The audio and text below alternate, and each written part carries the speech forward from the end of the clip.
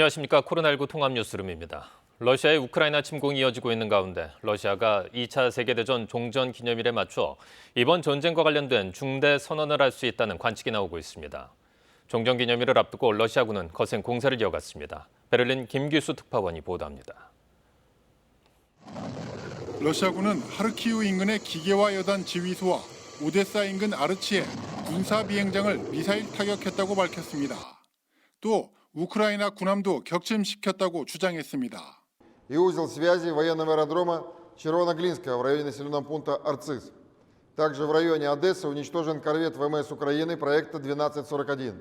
러시아군은 전날에도 오데사에 미사일 6발을 발사하는 등 우크라이나 전역에 미사일 공격을 멈추지 않고 있습니다. 러시아군의 공세는 종전 기념일을 앞두고 더욱 거셌습니다. 이와 관련해 종전 기념일인 9일 러시아가 승리 선언 또는 정반대로 전면전을 선포할 수 있다는 관측이 나오고 있습니다. 승리를 선언할 경우 현재 장악한 지역의 안정화에 주력하지 않겠느냐는 분석입니다. 반면 현재 특별 군사작전이라고 이름 붙인 이번 침공을 아예 공식적으로 전쟁이라고 선언하고 전면전을 벌일 가능성도 있습니다. 일각에선 푸틴 대통령이 전술핵 사용 가능성도 언급할 수 있다는 관측도 내놨습니다. 한편 오늘 모스크바에서 열리는 전승기념일 군사 퍼레이드에 핵 전력이 모습을 드러낼 것으로 보입니다.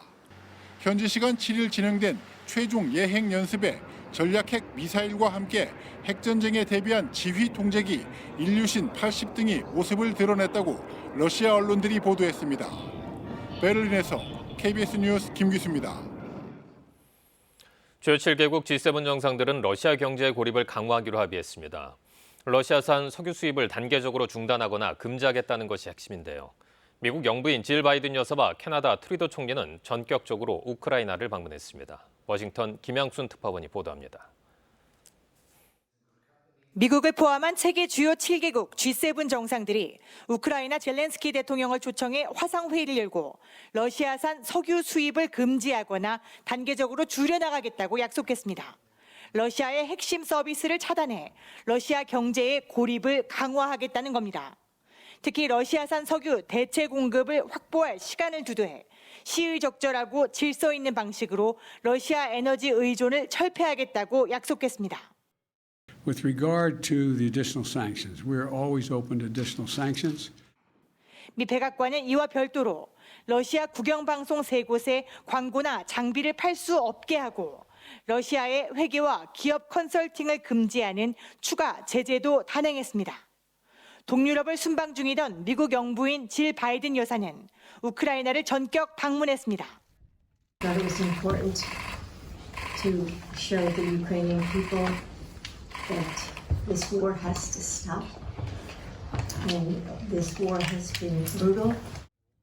바이든 여사는 난민 피난처로 쓰이는 학교를 방문해 우크라이나 영부인 젤렌스카 여사를 만나 미국의 어머니 날인 오늘 용기와 지지를 꼭 전하고 싶었다고 말했습니다. 캐나다의 주스틴 트루도 총리도 내각 핵심 인사들과 함께 예고 없이 우크라이나 수도 키이우를 방문해 현지 캐나다 대사관에 직접 국기를 개양했습니다. 워싱턴에서 KBS 뉴스 김양순입니다.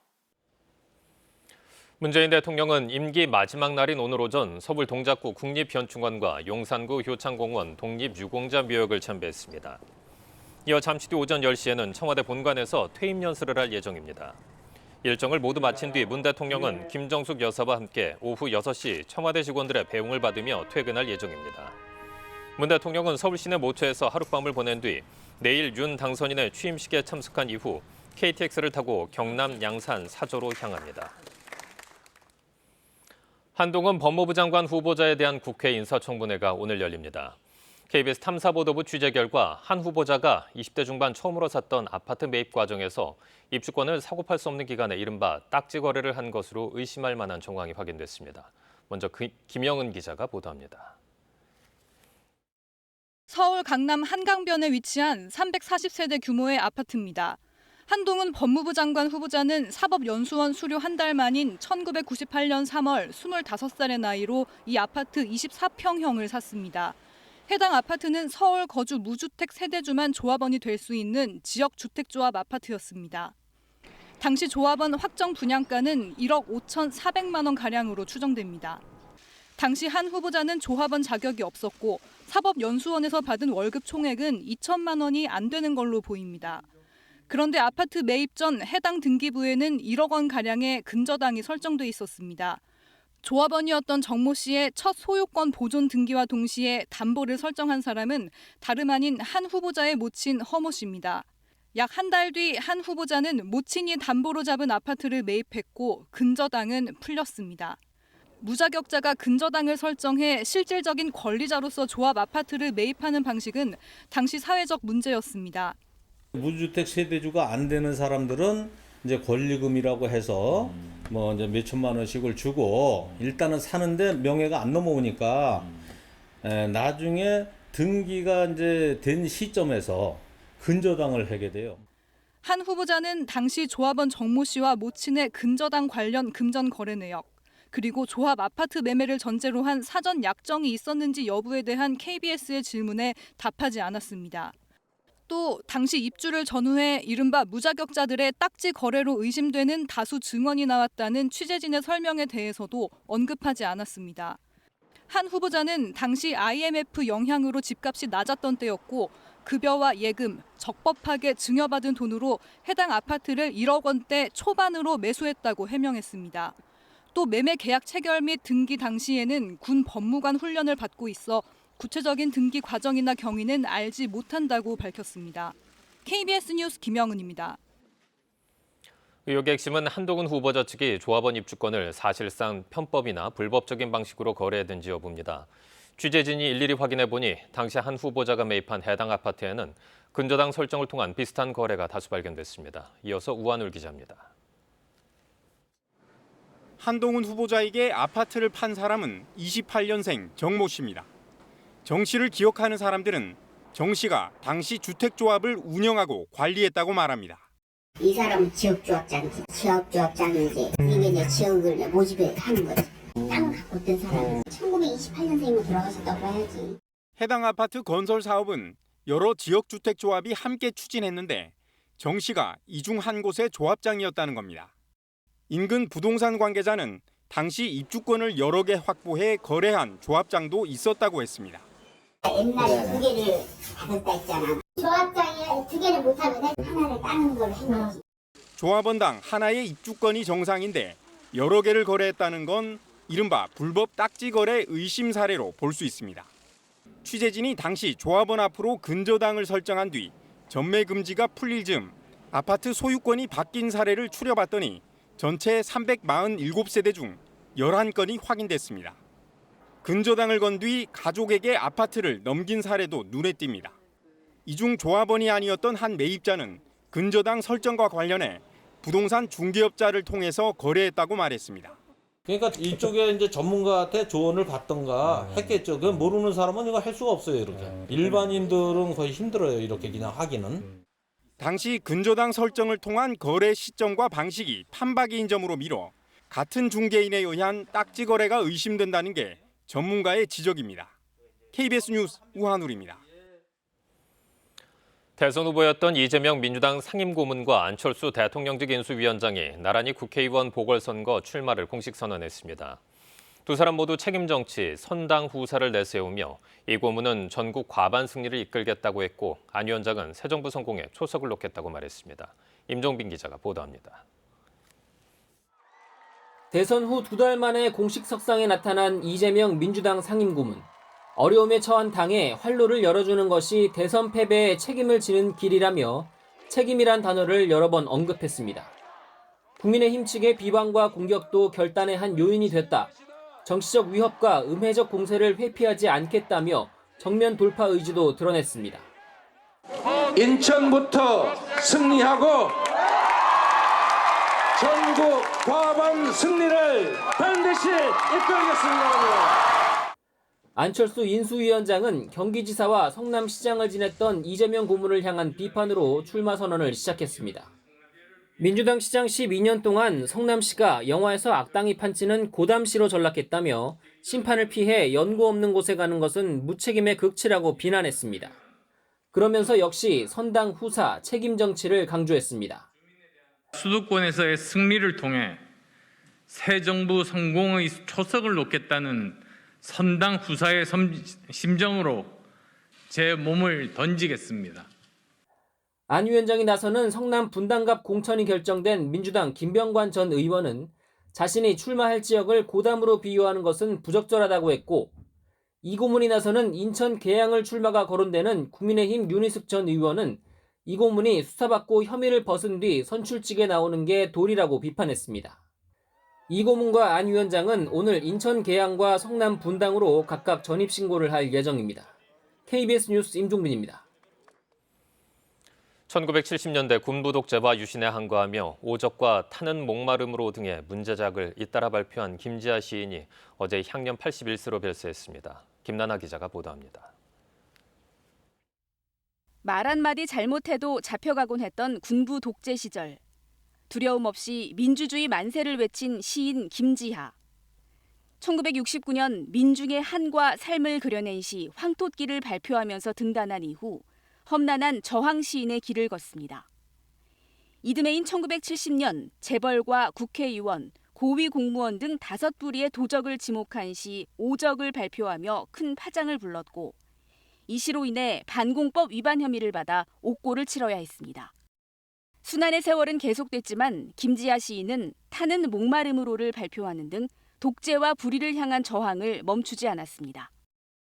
거기다 어떤 놈이 신백목으로 민주주의 만세를, 글씨도 되게 못 썼어. 민주주의 만세라고 써놨어. 가슴에 그냥 팍 오는 거예요. 뜨거운 게. 유신 독재가 한창이던 1974년에는 민청학년 사건에 연루됐다는 혐의로 사형 선고까지 받습니다. 1980년대 이후 김지아 시인은 생명사상을 정립하는 데 관심을 쏟았습니다. 왜 그런지 나도 모르겠더라고. 그 생명 이렇게 에코가 들리면서 자꾸 쏟아지는 거야, 눈물이. 이제 오래도 못 만나던 어머니 만나는 것 같이. 1991년 민주화 투쟁 과정에서 일어난 청년들의 분신을 질타하는 칼럼을 기고하면서 진보 진영을 중심으로 거센 변절 논란이 일기도 했습니다. 노벨 문학상 후보에도 오르고 정지용 문학상과 만해 문학상, 대산 문학상 등을 받으며 우리 시단에 뚜렷한 발자취를 남긴 김지아 시인. 1년여의 투병 끝에 어제 가족이 지켜보는 가운데 강원도 원주시 자택에서 타계했습니다. 빈소는 원주 세브란스 기독병원 장례식장에 마련될 예정입니다. KBS 뉴스 김나나입니다. 중앙방역대책본부는 오늘 0시 기준 코로나19 신규 확진자가 2만 601명이라고 밝혔습니다. 국내 발생 2만 582명, 해외 유입 19명입니다. 위중증 환자는 하루 새 2명 줄어 421명입니다. 사망자는 하루 사이 40명 늘어 누적 사망자는 2만 3,400명, 누적 치명률은 0.13%로 집계됐습니다. 이번엔 KB증권 연결해서 오늘의 주식시장 알아보겠습니다. KB증권입니다. 월요일 국내 증시가 외국인과 기관의 매도 공세에 약세로 출발했습니다. 코스피가 닷새째 하락하고 있고 코스닥은 1% 넘게 빠지며 870선까지 밀려났습니다. 이 시각 현재 코스피는 19.63포인트 하락한 2624.88에 코스닥은 13.5포인트 내린 870.72에 거래되고 있습니다. 지난 주말 미국 증시는 4월 고용이 예상치를 웃돌았다는 소식에도 인플레이션 우려가 지속되며 주요 지수가 하락 마감했습니다. 코스피는 개인의 사자에도 외국인과 기관이 매도에 나서며 약세로 출발했습니다. SK스퀘어가 자회사의 상장 철회 소식에 연일 하락세를 지속하고 있고 에코프로비엠이 실적 호조에 목표 주가가 상향 조정됐지만 주가는 이틀째 하락하고 있습니다. 한편 삼성전자와 SK하이닉스가 동반 상승하고 있고 네이버가 반발 매수세가 유입되며 장 초반 오름세입니다. 이 시각 현재 달러화에 대한 원화 환율은 1274원 70전에 거래되고 있습니다. 지금까지 KB증권이었습니다.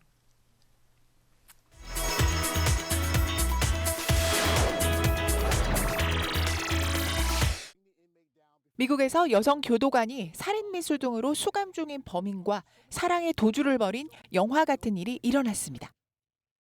미국 엘라바마주의 한 구치소의 여성 교도관 비키 화이트는 수감자 케이시 화이트를 정신감정을 위한다며 교도소 밖으로 데리고 나갔습니다. 그리고 그 둘은 바람처럼 사라졌습니다. 구치소 인근 한 쇼핑몰 주차장에서 순찰차를 버리고 미리 주차해둔 차량을 타고 함께 도주한 것으로 확인됐습니다. 케이씨는 살인 시도 등으로 이미 75년형을 선고받고 복역 중이었는데 2015년에 일어난 또 다른 살인 미수 사건의 용의자로 지목돼 재판을 기다리는 중이었습니다. 비키는 모범적이라는 평가를 받던 교도관이어서 동료들의 배신감은 컸고 가족은 할 말을 잃었습니다. She's never done any. I doubt she's ever even had a speeding ticket. This is all a shock. 바로 그 2015년 살인 미수 사건 피해자는 그의 탈옥 소식에 두려워하고 있습니다. I can't believe it. Yeah, like I thought I would never have to worry about him ever again. 수사 당국은 이 두 사람이 연인 관계일 가능성이 있다고 보고 수사를 벌이고 있습니다. 절경을 자랑하는 중국 윈난성 한이족 계단식 논에서 특별한 모내기가 시작됐습니다. 1300년의 역사로 세계 문화유산으로 등재된 중국 윈난성 한이 계단식 논의 봄철 모내기 행사가 시작됐습니다. 전통 의상을 차려입은 한이족 청년들이 흥겨운 노래와 춤으로 모내기에 흥을 돋웁니다. 觉得今年呢开衙门特别有意思的一点就是，我们今年把我们哈尼世纪生产调当中的哈尼古歌搬到我们开衙门习俗的活动现场。 한쪽에서는 물소가 부지런히 논을 갈고 다른 쪽에서는 농부들이 분주히 모를 심습니다. 모내기를 마친 논에는 벼해충을 잡아먹을 물고기와 오리를 방사합니다. 가을이 되면 농민들은 농약을 전혀 사용하지 않은 유기농 쌀을 수확합니다. 그리고 통통하게 살이 오른 물고기와 오리는 유기농 농사에 덤으로 받는 즐거움입니다. 입소문이 나면서 해마다 이맘때쯤 계단식 논이 주는 절경과 독특한 모내기 체험을 즐기기 위해 많은 관광객들이 이곳을 찾습니다. 남미 아르헨티나에서 최근에 발굴된 대형 공룡 화석의 주인은 새로운 종류의 공룡으로 분류됐습니다. 발굴 작업에 참여한 아르헨티나 고생물학자들과 일본 연구진들은 이 화석의 주인을 앞발에 커다란 갈퀴를 가진 메갈랍토르라는 종으로 추정했습니다. 몸 길이 9m 이상에 몸무게는 6톤가량으로 추정되며 생존 시대는 백악기로 최대 7천만 년 전까지 거슬러 올라갑니다. Era un animal de un porte grande. Aparentemente, por las medidas que hemos tomado y las comparaciones, se trataría de uno de los megaraptores más grandes documentados hasta el momento. 하지만 등뼈와 갈비뼈의 특징 때문에 이전에 발견된 화석과는 다른 새로운 종으로 분류됐습니다. 이름은 큰 악령을 뜻하는 마이프 마크로솔락스로 붙여졌습니다. Suponemos con este nuevo gran carnívoro de Patagonia es que hacia el final del Cretácico, en esta parte, Maip representaba el depredador top. 연구진은 마이프는 남반구 최대급 육식 공룡으로 비슷한 시기 북반구에서 번영했던 티라노사우루스와 비교될 만한 종류로 보인다고 설명했습니다. 일본에서는 한 전직 외교관이 종이 등으로 플라스틱 대체 소재를 개발해 주목을 받고 있습니다. 일본 도쿄의 한 카페. 기존 플라스틱 컵 대신 종이와 옥수수로 만든 친환경 컵을 사용하고 있습니다. 플라스틱만큼 튼튼한 데다 120도 열에도 견딜 수 있기 때문입니다.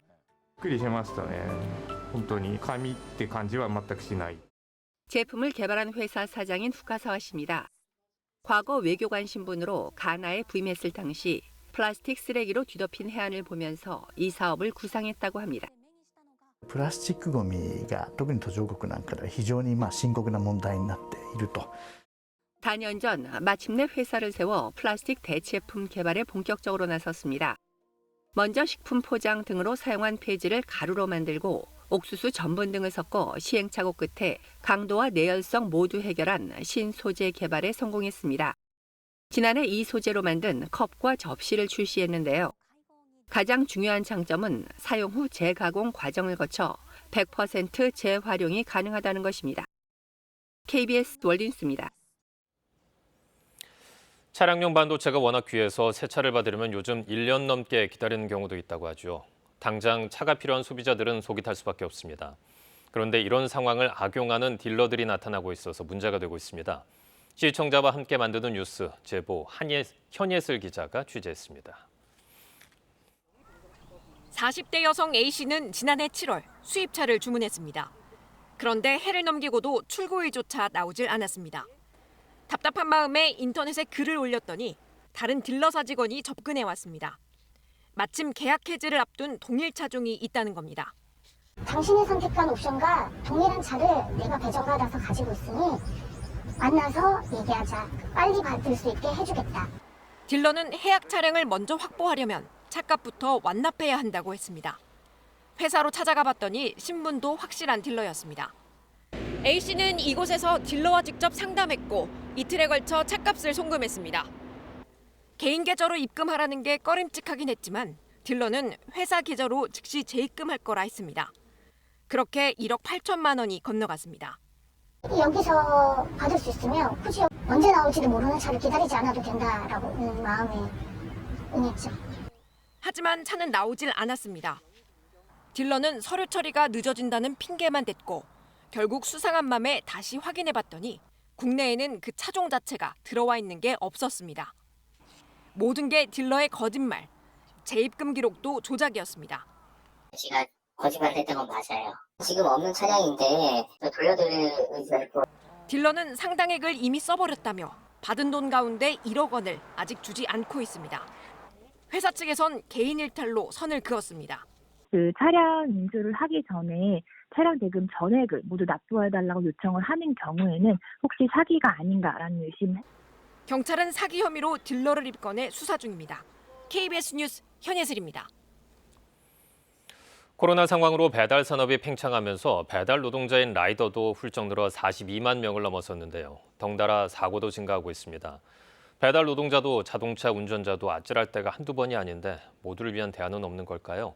김민혁 기자가 취재했습니다. 서울 영등포의 한 교차로.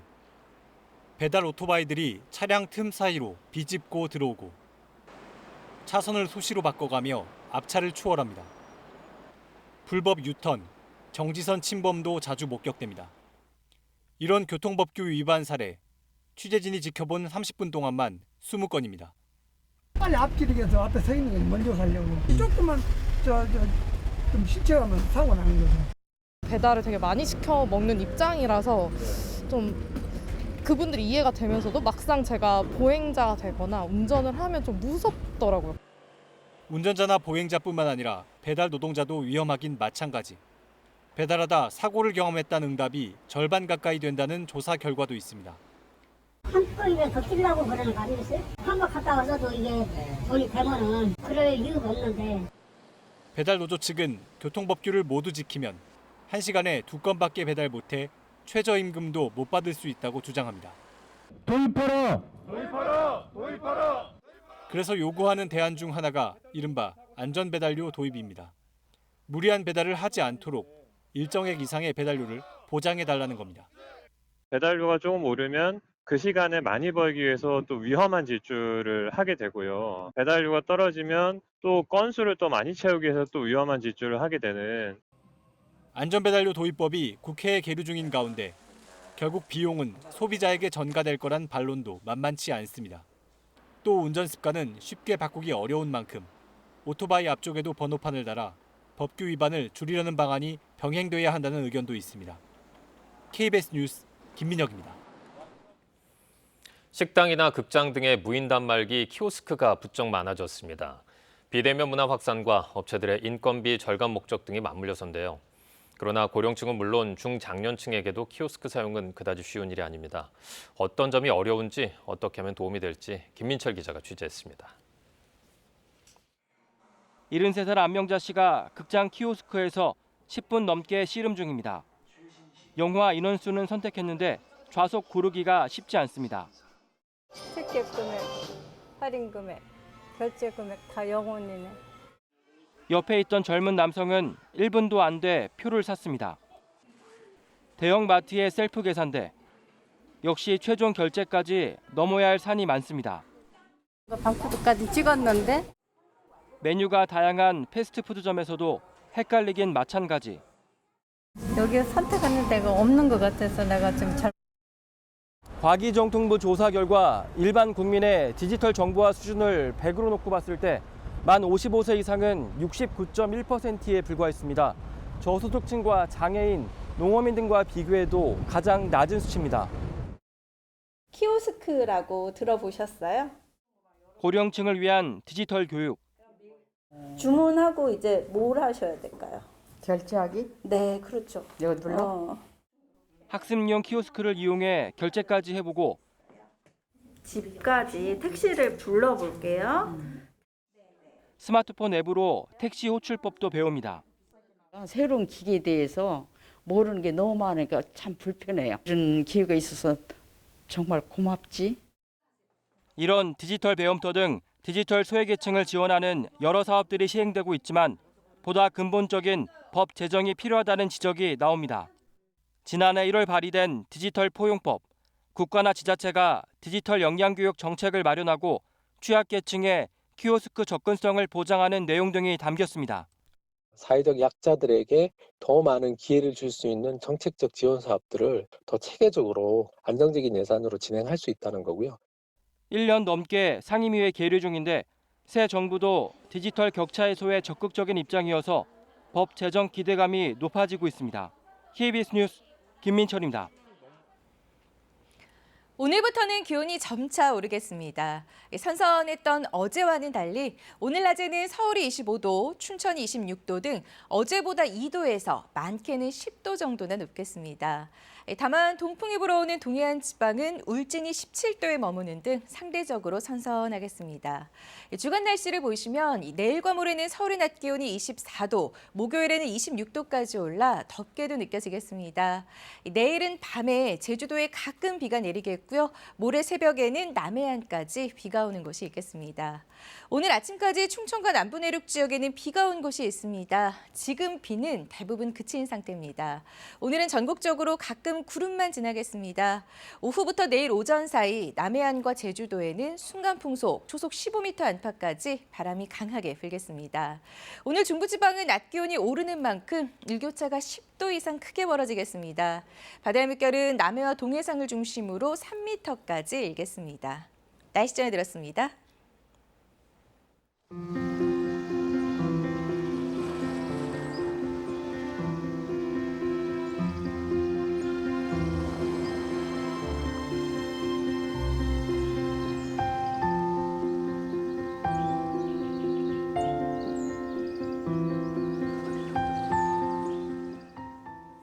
잠시 뒤인 오전 10시부터 문재인 대통령의 퇴임 연설이 예정돼 있습니다. 정치부 손소영 기자와 함께 관련된 이야기 먼저 나눠보겠습니다.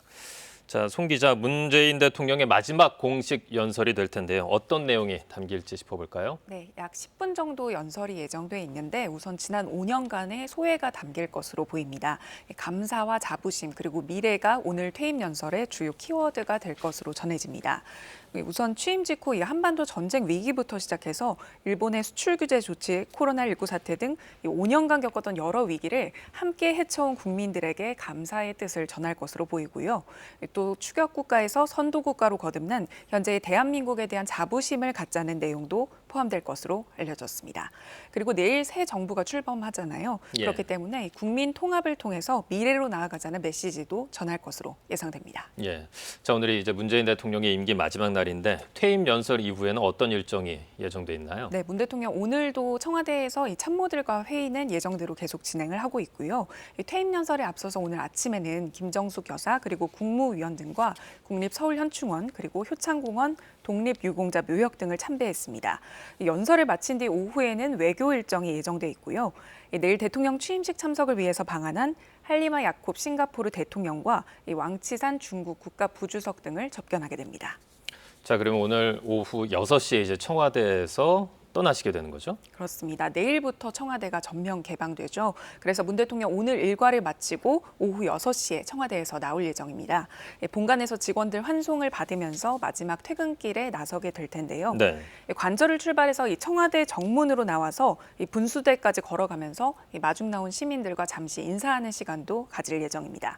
이후에는 이 서울 모처로 이동해서 하룻밤을 보내게 되는데 청와대를 나와도 자정까지는 국군 통수권자로서의 역할 역할을 오늘 수행하게 됩니다.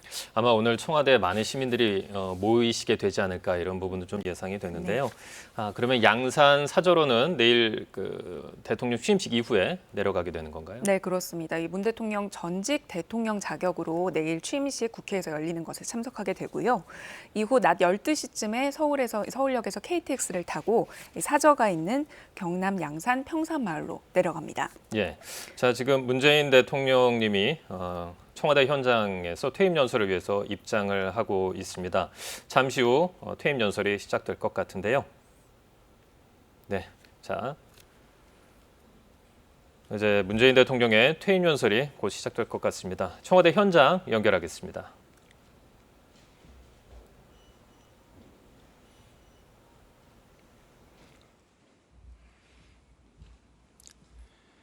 존경하는 국민 여러분, 대통령으로서 무거운 짐을 내려놓습니다. 그동안 과분한 사랑과 지지로 성원해 주신 국민 여러분께 무한한 감사의 말씀을 드립니다. 저는 이제 평범한 시민의 삶으로 돌아가 국민 모두의 행복을 기원하며 성공하는 대한민국의 역사를 응원하겠습니다. 지난 5년은 국민과 함께 격동하는 세계사의 한복판에서 연속되는 국가적 위기를 헤쳐온 시기였습니다. 힘들었지만 우리 국민들은 위기 앞에 하나가 되어주셨습니다. 대한민국은 위기 속에서 더욱 강해졌고 더 큰 도약을 이뤘습니다. 대한민국의 국격도 높아졌습니다. 대한민국은 이제 선진국이며 선도국가가 되었습니다. 우리 국민은 참으로 위대합니다. 저는 위대한 국민과 함께한 것이 더없이 자랑스럽습니다.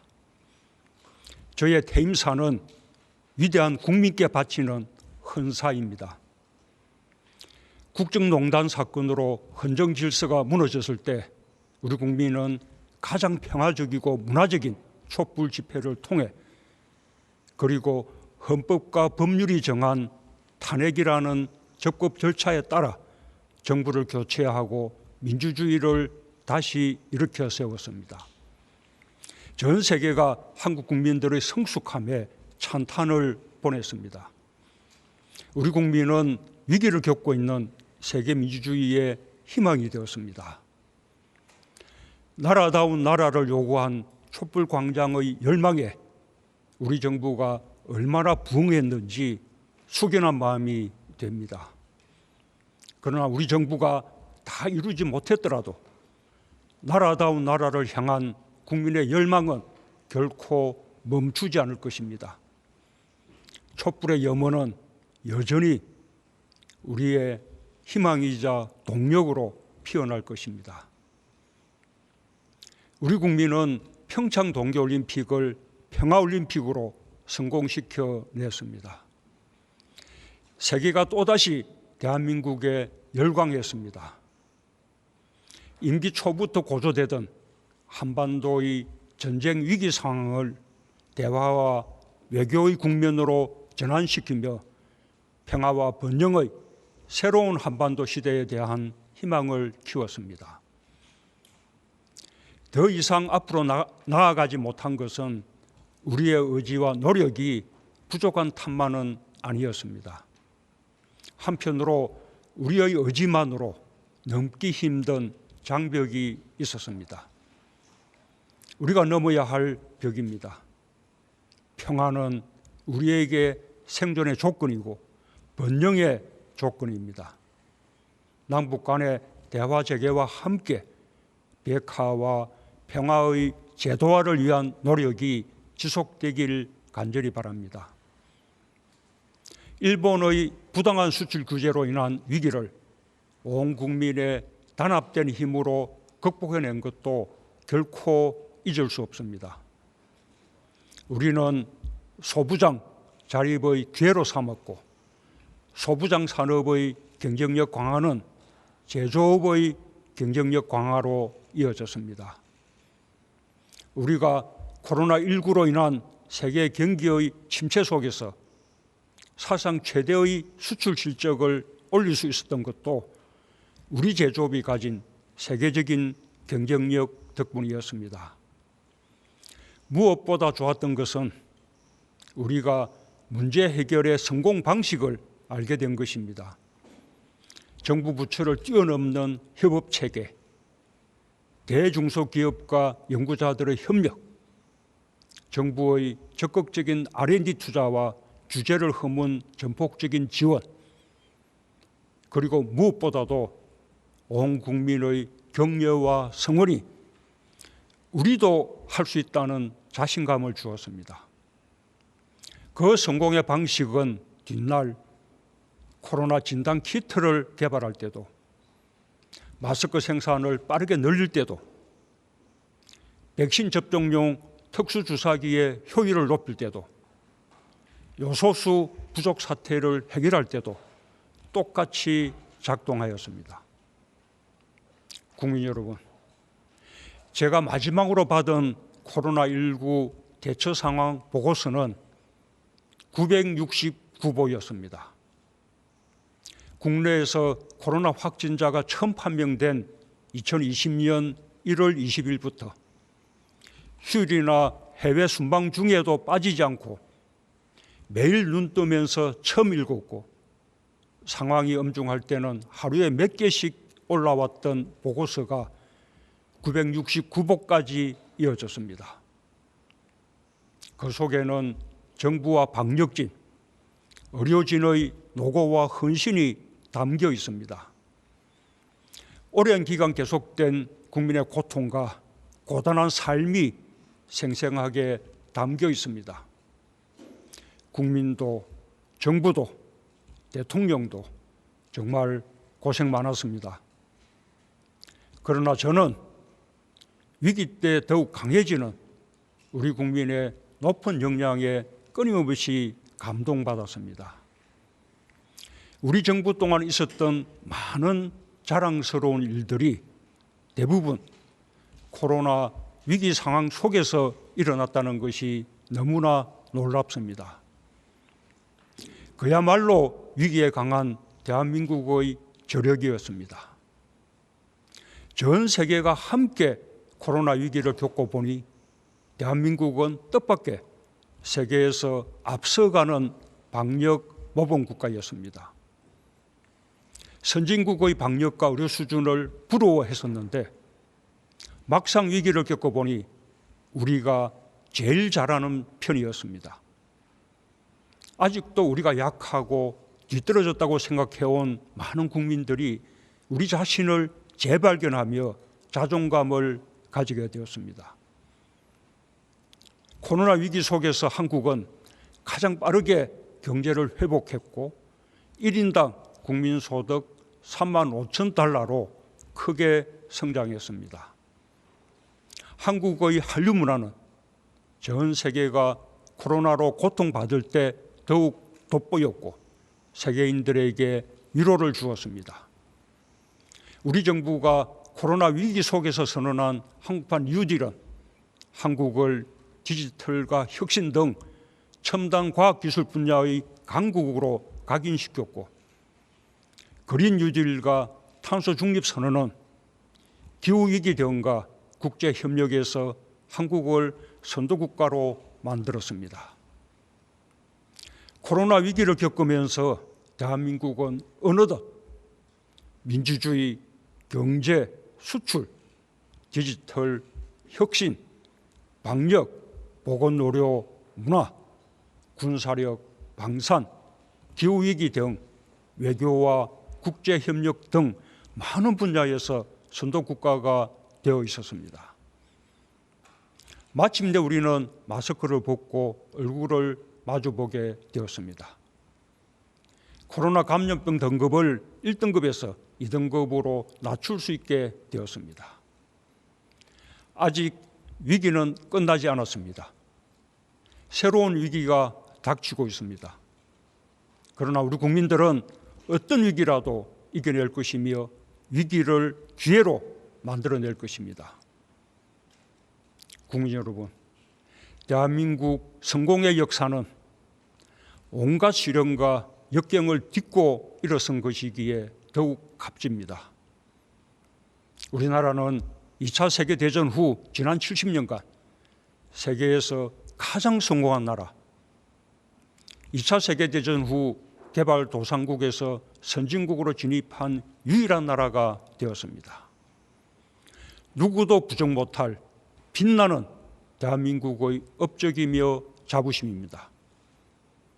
우리 정부도 국민과 함께 위기를 극복하고 선도국가로 도약함으로써 대한민국의 국격과 자부심을 한 단계 더 높일 수 있게 되어 매우 감사한 마음입니다. 대한민국은 세계적인 위기 속에서 위기에 강한 나라, 아무도 흔들 수 없는 나라, 세계를 선도하는 나라로 도약했습니다.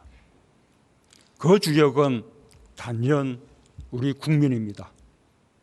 대한민국은 세계로부터 인정받고 부러움을 받는 그야말로 위대한 국민의 나라입니다. 우리 모두 위대한 국민으로서 높아진 우리의 국격에 당당하게 자부심을 가지시길 바랍니다. 저는 위대한 국민과 함께 성공하는 대한민국 역사에 동행하게 된 것이 매우 자랑스럽습니다. 위대한 국민과 함께 할 수 있어서 정말 영광이었습니다. 다음 정부에서도 성공하는 대한민국의 역사를 계속 이어나가길 기대합니다.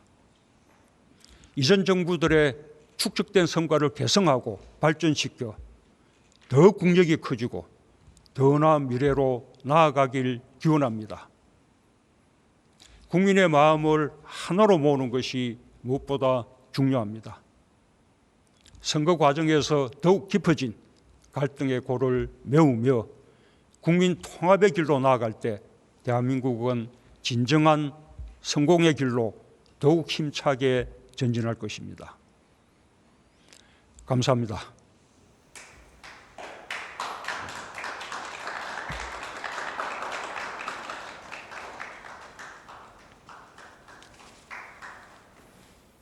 지금까지 문재인 대통령의 퇴임사 들으셨습니다. 정치부 손수영 기자와 주요 내용 좀 짚어보겠습니다. 자, 손 기자, 퇴임사에서 어떤 내용이 강조됐는지 좀 짚어주시죠. 네, 문재인 대통령 위대한 국민과 함께한 것이 더없이 자랑스럽다며 지난 5년의 소회를 밝혔습니다. 네. 임기 초부터 고조된 이 한반도 전쟁 위기 상황, 그리고 일본의 수출 규제, 코로나19, 요소수 사태 등을 국민과 함께 극복했다는 점을 하나하나 강조하면서 감사 인사 전했는데요. 그러면서 대한민국 국민들이 높아진 국격에 대한 자부심을 가지길 바란다며 국민의 마음을 하나로 모으는 것이 무엇보다 중요하다. 이렇게 국민 통합의 메시지를 강조했습니다. 알겠습니다. 손수영 기자 수고 많았습니다. 자, 이어서 한동훈 법무부 장관 후보자에 대한 국회 인사청문회가 중계방송됩니다. 코로나19 통합 뉴스룸을 마칩니다. 고맙습니다.